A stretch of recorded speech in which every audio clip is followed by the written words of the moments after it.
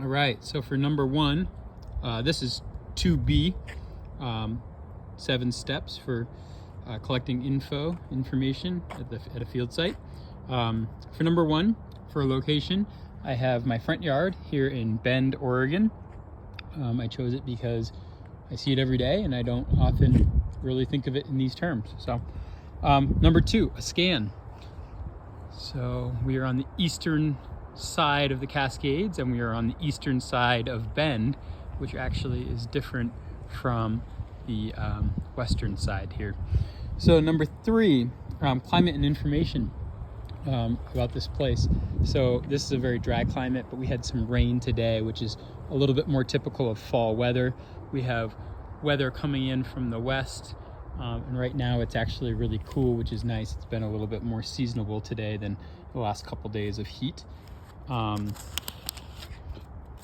For number four, we have topography. So it's really flat right here. This area, this neighborhood is pretty flat, but as we head west, we get down to a river, and so it's kind of downhill. And then if you keep going west, you get into the mountains. But east of us, we have Pilot Butte, which you can just see through the trees there. So we have some varied topography, but locally right here, it is pretty flat. There's a slight slant down this way towards the camera.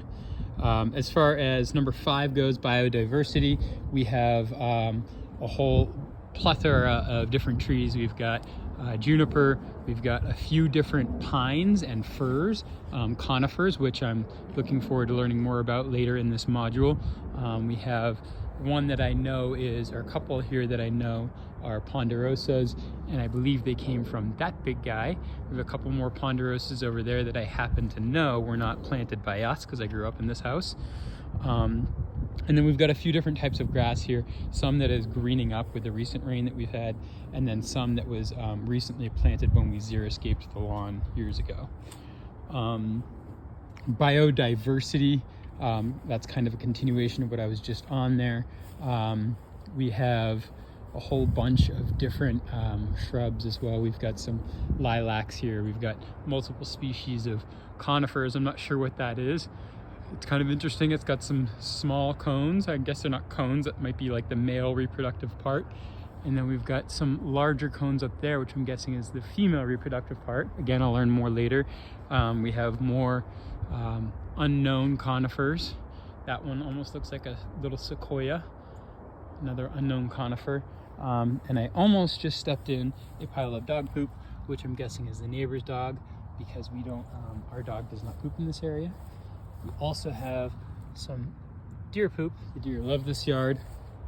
As far as conservation, or as far as ecology goes, we have one really interesting interaction over here. That is, the grass tends to be greener under this lilac, which I don't know why. It's pretty cool.